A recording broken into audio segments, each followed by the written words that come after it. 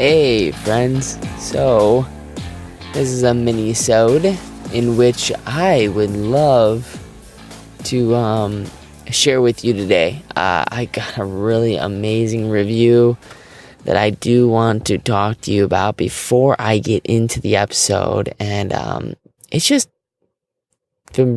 really amazing to hear these reviews from you guys. It really shows me that you're listening, so I would be doing a disservice if I didn't share these reviews with you guys, if I didn't share this stuff, because I know that it takes time to leave a review, and I really appreciate every single time that someone does leave a review. So I got one from her name is Nick Kane. And she said, I was recently introduced to Logan's podcast through my great friend, Melissa M., and I couldn't have better things to say. The reason Logan started his podcast resonates with me as an entrepreneur that is still finding my way. I go through many moments of feeling alone. Having SYOI as a resource to learn, think, evolve, and grow has been one of the greatest blessings I could have received in 2018. I'm grateful for you, Logan, to take the time and really put others first. You stand behind your beliefs. Thank you. And that means the world to me. Like, oh my God, that really does. Please take some time and join our Facebook group, Scratch Your Own Itch, Create a Life Worth Living, in which entrepreneurs, artists of many sorts are in there, as well as people that are looking to become one of those real leaders. And I think that everyone in there has that inside of them. Actually, I don't think that. I know that for a fact. So this is actually a great lead into that. This is going to be a question, curiosity question is, how do you become so good that they can't ignore you? So I wrote this, and I'm just kind of repurposing it, I guess, onto the podcast. And so here goes.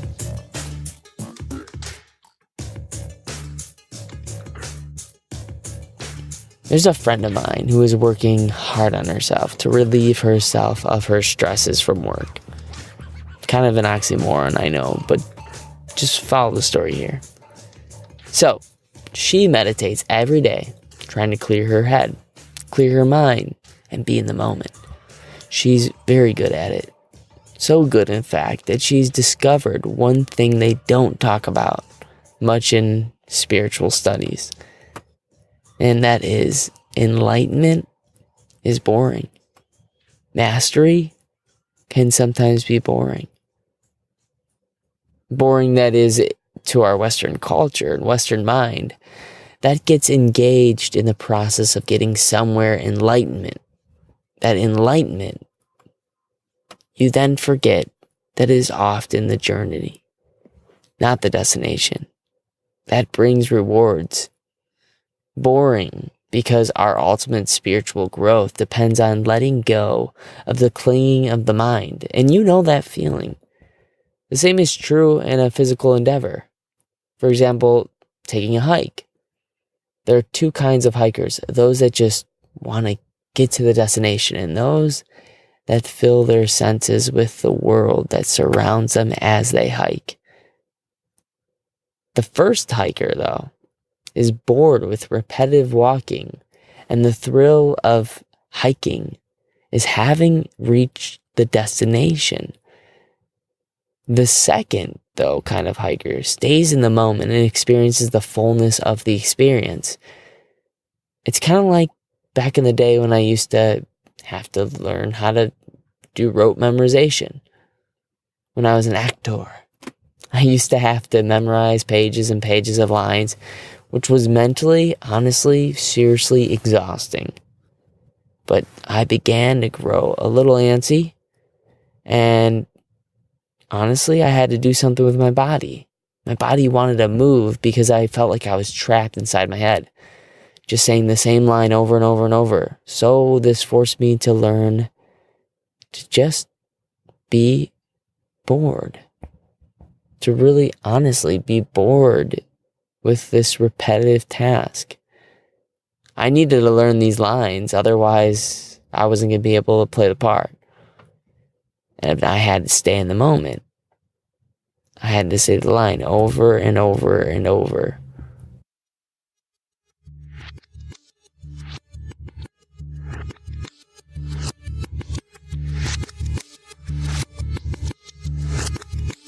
But I'll warn you, staying in the moment isn't for the faint of heart. It's honestly a job. Being in the moment is boring. It takes an effort.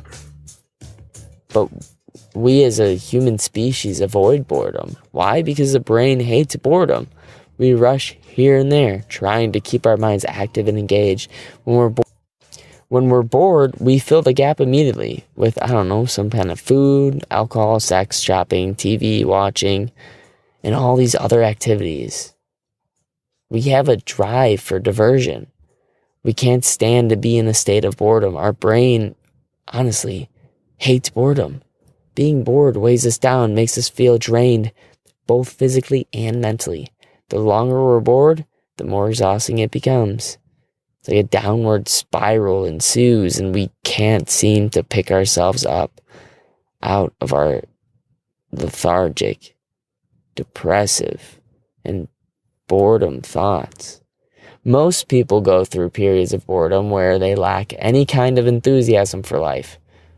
There are lots of reasons we get bored, though.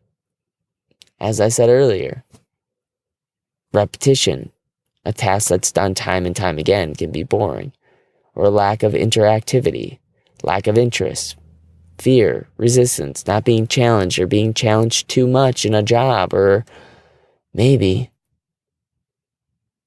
feeling like you're just great at something. That's often why some people that are incredibly talented end up quitting, because they're just bored with that skill. But consider looking inside yourself for an answer to your boredom. There's this book called The Heart of the Soul. And I love the quote that the author says. Boredom is like a flight from what is important. Like workaholism and perfectionism, it is a way of distracting yourself from inner experiences. It occurs when you look outward and do not find anything to engage with. Instead of you feeling your emotions, you become aware of the functioning of your energy system. It occurs when you look toward and outward and you do not find anything to engage your attention. Instead of feeling your emotions, you become aware of the functioning of your energy system. You become bored. Boredom is a flight from your higher potential. It is a fear of the transformation that wants to occur, and you will, honestly, feel like you're dying if you start to get too bored and you get too tired. And we've all had that feeling, right? When you're just too tired, you're not challenged. But it's this boredom that only the few that can master it can become so good they can't ignore you.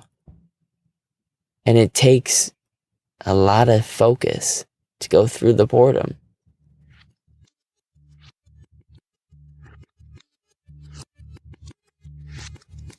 And most importantly, it takes what the artist has to do is fight the resistance. It's not necessary to celebrate boredom, though, or even welcome it into your life. There are so many people that have learned how to be bored in their job, but they don't celebrate it. They don't go, oh, I'm so good at just sitting there typing in these data entries, or I'm so good at practicing this little drill over and over and over so I can do it without even thinking about it anymore. But that's the thing. No one really talks about this. Boredom allows you, though, to understand how that little mask that conceals an unwillingness to unlook and look deeply into our inner life and our anguish and our pains. Guess what? Boredom allows us to look at our patterns and to heal them. When we are uncomfortable with ourselves, with what's in our minds and our hearts, we feel bored. Learn to be alone and learn to be yourself. Your thoughts and your feelings will help you reduce the availability of boredom in your life. But using television, food, or other people as a way of not being alone with yourself is only a temporary relief. And I get it. You're a human being. There's probably a time where you just need that stuff. Totally get it. But once the TV is turned off, the food is gone, and the people left, you're there alone with yourself. Learning to love being alone with yourself is a step towards spiritual growth, a step towards being so good they can't ignore you. With that said, humans are social animals. Very few people want to be alone all the time. However, being alone can help bring to the surface skills and abilities that would have been suppressed in the company of others. On the positive side, creativity and imagination can soar, and great works of art can be created when you are alone. That's the dark side of this whole thing. You can create some amazing things when you're alone. You can start cultivating skills like reading, writing, painting, studying the system of what you want to build your business upon. Being alone can ultimately take those who are willing to go through the loneliness so they can discover the untapped sources of strength and self-sufficiency. But being alone and bored doesn't mean that you're actually alone. If you can get past the I must have stimulation now phase, which leads us to destructive alternatives to relieve boredom, that's where you want to get to. Okay, so try this. Recognize boredom, determine it if you're really bored. Determine that. Are you really, really bored right now? Figure out why you are bored, what you are clinging on to, what you are pushing away maybe. Maybe you're bored because there's just something that you know you need to do and that you just can't avoiding it. And I get it. I've been in the same place as you right now, where I'm the listener. And all of a sudden I go, gosh, dang it. I'm so guilty of this. I don't want you to feel bad about it. No.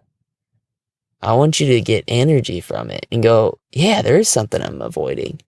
There's something that I can tap into. And that's going to give me energy. The first 3 seconds is going to suck. But once I get into it, it's going to get way better. Another thing you can do is ask yourself what emotions you are avoiding. Because honestly, there could be some sort of avoidance issue because of an emotion that you'll tap into that you just don't want to face right now. Let go, though. Let go of whatever you are clinging on to and just let go of whatever you are pushing away. Sit with the boredom and feel it in your body. Notice it. Do nothing about it. That's where you could fail, though, if you do nothing about it. Find creative and healthy ways for exploring your world so that you have balance in your life between mental and emotional stimulation. And there are going to be times where you're going to have such quiet contemplation. But use this as a way to reflect in the world. Understand that boredom can show you a path to the rest and relaxation at all levels. Being so good they can't ignore you is a very large and intimidating mountain to climb. I know. It is.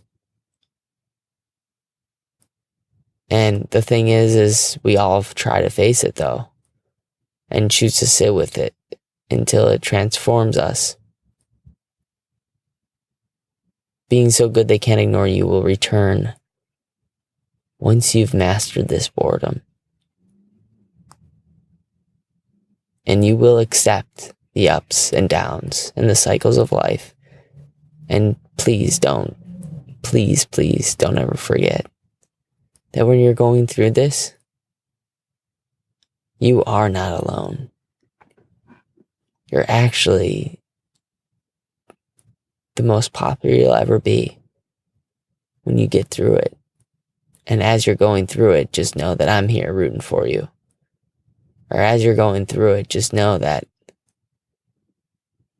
you're the next puzzle piece to unlocking people's abilities to become even better, to start creating a life worth living, to scratch their own itch. And honestly, the choice is yours. Are you going to scratch your own itch by being so good they can't ignore you? Or are you going to avoid being alone? And you don't have to be an avoider forever. Maybe you just have to avoid something like a distraction for just 10 minutes. So try it. Start small investments. Doing something is always better than doing nothing. Challenge yourself. And I was there too, sitting there as a listener, being told just minutes ago, when I first woke up, that I needed to challenge myself in some way today. And so I did. I made a Facebook Live about how I actually, for the last 4 years, wore men's makeup. And that was a challenge to say that and go out into the world and tell people that I used to cover up. But guess what? I came out the other side. And you can too. So take that deep point, which you think is a secret, and use that as a way to unlock yourself. Write about your struggles. Write about your pains. Write about the things that make you angry. Start small. Do it for 5 minutes, then 10 minutes. Start scratching your own itch, the curiosities that you have.